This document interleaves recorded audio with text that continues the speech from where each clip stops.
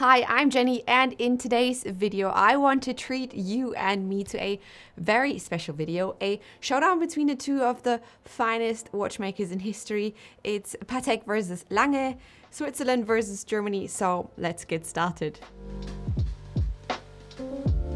But before we take a closer look, I would like to thank Kutter 1825 in Stuttgart, Germany for kindly letting me borrow these two watches for today's video. Kutter 1825 carries everything from A.Lange&Söhne to Patek Philippe, Audemars Piguet, Rolex, Tudor, Omega, and many more. So again, a big thank you for lending me the watches and the support.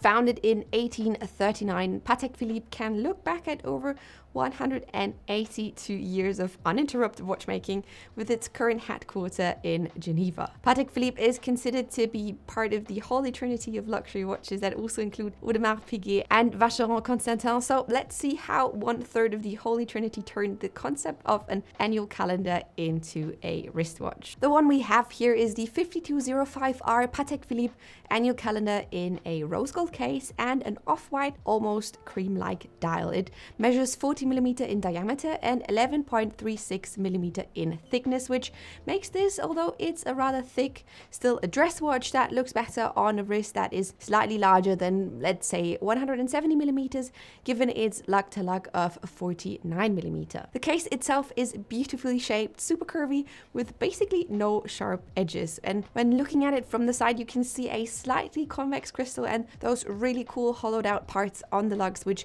nicely breaks up the case profile to make it appear more lightweight and flowing. Attached is an espresso colored alligator strap with a handy quick release and an angled rose gold prong buckle. But let's get down to business and look at the dial. The rather thick and curvy bezel lifts up the watch dial that leaves Patek with only a bit over 8 square centimeters of space put in all the sub dials for its annual calendar. So let's start with the top half. Right at 12 o'clock sits the, what I would say, most used and most practical complication, a framed date. Right after 10 and just before 2 o'clock is where Patek positioned its day and month. I like that it is arranged just like you would write the date on the top of your letter, and I'm sure that this is not a coincidence. In the middle we can see the classic sans serif Patek Philippe lettering, and I am happy to see that the rest of the lettering on the dial is for the most part without overly exaggerated serifs, which makes for a much more balanced look. Patek Philippe treats us with a central second accompanied by two super sharp rose gold sword styled hands. Underneath sits a large subdial with a 24-hour indication and the moon phase in the middle. Overall, what stands out the most about this dial are not only the prolonged rose gold hour markers, but also the emphasis on circular lines of the dial. I mean, they could have also printed the inner circles, but I guess it wouldn't have been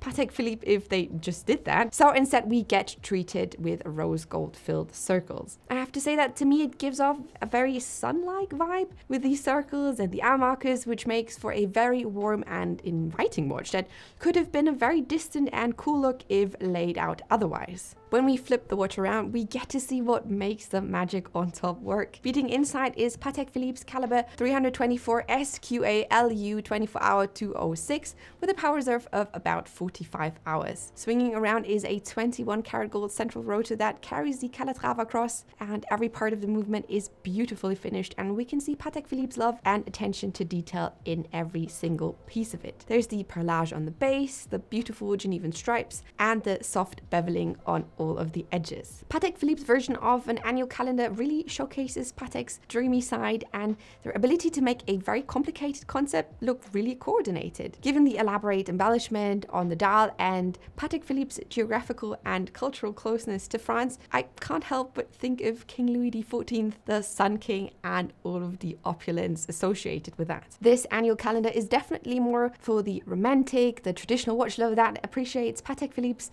tendency for the dramatic with all its lines, circles, and curves. German watch manufacturer A.Lange&Söhne from Glashütte in Saxony offers German practicability and full-bloodedness without coming across as too distant or aloof. When A.Lange&Söhne got resurrected by Walter Lange in 1990, they started out with 4 main lines, which also included the Saxonia. So it doesn't come as a surprise that the iconic German watchmaker chose the significant Saxonia line as one of a few to house one of the more special complications, such as an annual calendar. So let's let's see what they have done with it. Measuring 38.5 millimeters in diameter, a thickness of 10.9 and lug to lug of 48 millimeters makes this Lange more suited for smaller wrists compared to the Patek, which you can see here on my 150 millimeter wrist. The rose gold case comes in the Lange typical shape with the grooves around the case and the thick, slightly curved lugs. The polished case sits on a dark brown and nicely padded alligator strap with a rose gold pin buckle that bears the Lange lettering. What's really special and what I personally really like about the strap is the rounded end of the leather strap. Because of that rounded edge, it doesn't wear off or dull as fast as more pointed straps do. But let's move over to the best part, in my opinion, the dial. What we can see here is one of the best examples for perfectly executed German minimalism and practicability, in my opinion. What immediately stands out is the big date right underneath 12 o'clock, inspired by the clock inside Dresden's famous Semperoper, which is a quick 40-minute car ride away from Glashütte, where A.Lange&Söhne is located. I don't know about you, but I mostly forget the date instead of the day or month, so I really like that the most practical complication gets the biggest display here. Cutting through the very warm-toned cream dial are two thin lance-styled hands to block out as little as possible of the rest of the dial. Very neatly and absolutely symmetrically placed at the lower third of the dial are the subdials for the day, small seconds, and month display. The small seconds subdial also doubles as a moon phase, and I love that Lange also made the moon gold and shiny, which gives it a beautiful contrast to the midnight blue background. The entire lettering on the dial shows serifs, but it wouldn't be Lange if they didn't allow for enough space to make everything easily legible. The rose gold hour markers are accentuated by little dots, and the minute track is a simple black print to allow for more space to breathe on the dial, and that's where Lange absolutely excels, in my opinion. They have mastered spacing on a dial. And the magic of spacing continues on the back. The emphasis here is clearly on showcasing two of the most beautiful parts on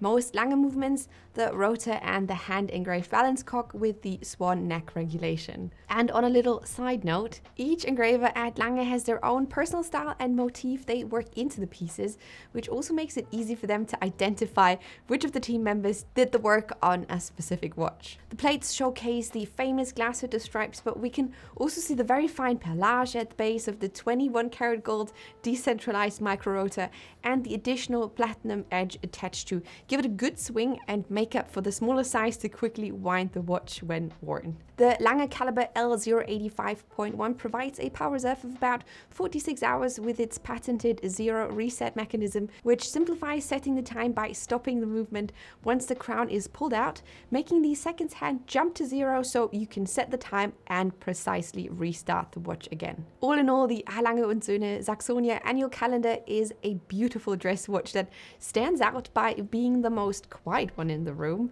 It's incredibly symmetrical, tidy, and straightforward.